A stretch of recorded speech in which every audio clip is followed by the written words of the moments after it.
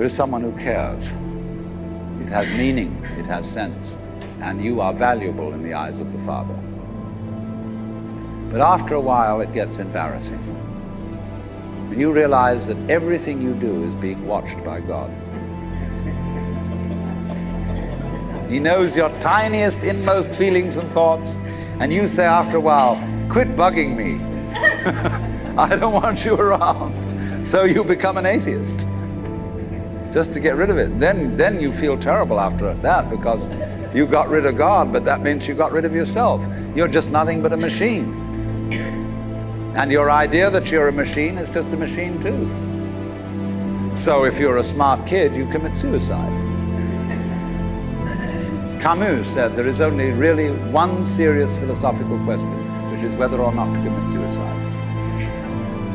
I think there are 4 or 5 serious philosophical questions. The first one is, who started it? The second is, are we going to make it? The third is, where are we going to put it? The fourth is, who's going to clean up? And the fifth, is it serious? But still, should you or not commit suicide? This is a good question. Why go on?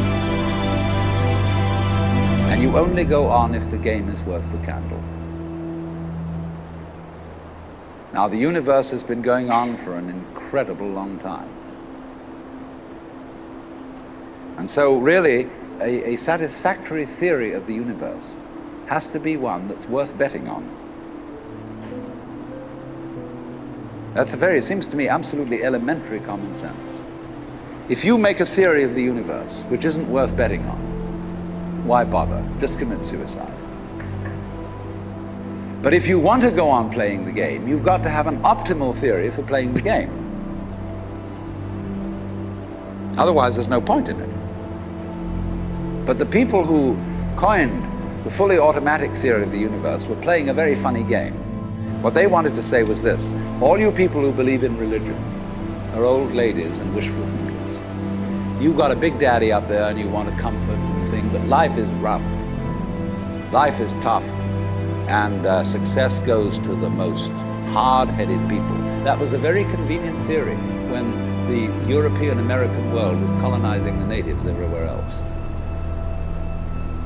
He said, we are the end product of evolution, and we're tough, see.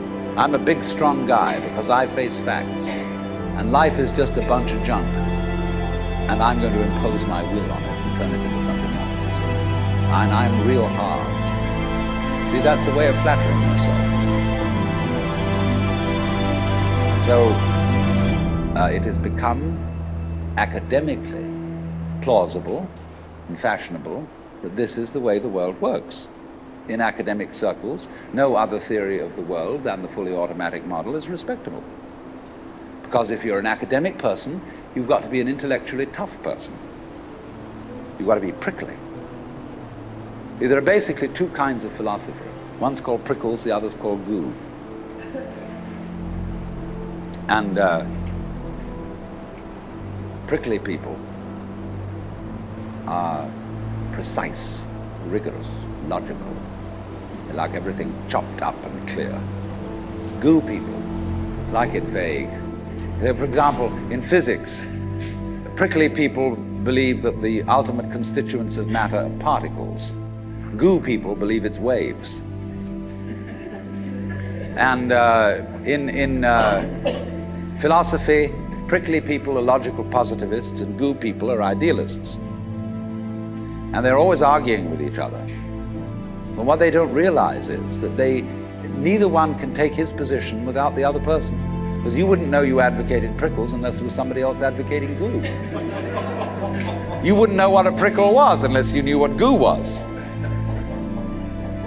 Because life is not either prickles or goo, it's gooey prickles and prickly goo. And they go together like back and front, male and female.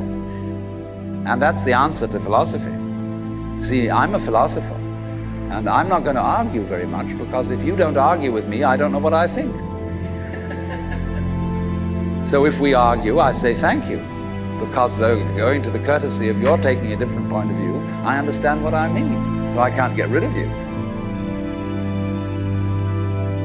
But however, you see, this whole idea that the universe is just nothing at all but unintelligent force playing around and not even enjoying it is a put-down theory of the world. People who had an advantage to make, a game to play by putting it down and making out that because they put the world down, they were a superior kind of people. So that just won't do. We've had it. Because if you seriously go along with this idea of the world, you're what is technically called alienated. You feel hostile to the world. You feel that the world is a trap. It is a mechanism, it's electronic and neurological mechanisms into which you somehow got caught. And you, poor thing, have to put up with being in a body that's falling apart and that gets cancer, that gets the great Siberian itch, and it's just terrible. And these mechanics doctors are trying to help you out, but they really can't succeed in the end. And you're just going to fall apart, and it's a grim business, and it's too bad. So if you think that that's the way things are, you may as well commit suicide right now. Unless you say, well, I daren't, because there really, after all, there might be eternal damnation in the back of the thing if I did that. Or then I identify with my children or something, and I think of them going on and without me and nobody to support them. But of course, if I do go on in this frame of mind and continue to support them, I shall merely teach them to be like I am. And they'll go on dragging it out to support their children, and they won't enjoy it. And they'll be afraid to commit suicide, and so will their children. They all learn the same lesson.